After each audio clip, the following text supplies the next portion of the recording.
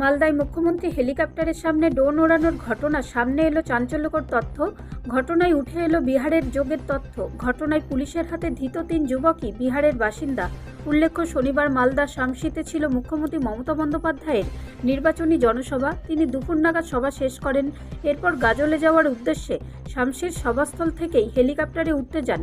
আর ঠিক তখনই মুখ্যমন্ত্রীর হেলিকপ্টারের সামনে আকাশে একটি ড্রোন উঠতে দেখা যায়, যা নিয়ে তীব্র চাঞ্চল্য তৈরি হয়। ঘটনায় ক্ষোভ প্রকাশ করে পুরো বিষয়টি পুলিশকে খতিয়ে দেখতে বলে মুখ্যমন্ত্রী।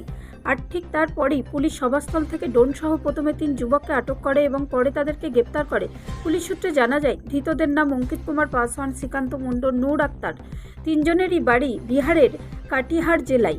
তারা কেন মুখ্যমন্ত্রী সভাস্থলের কাছে ড্রোন ওড়াচ্ছিল, তাদের উদ্দেশ্য কী ছিল, এই সমস্ত নানান দিক খতিয়ে দেখতে চাঁচল থানার পুলিশ তদন্ত শুরু করেছে বলে জানা গেছে।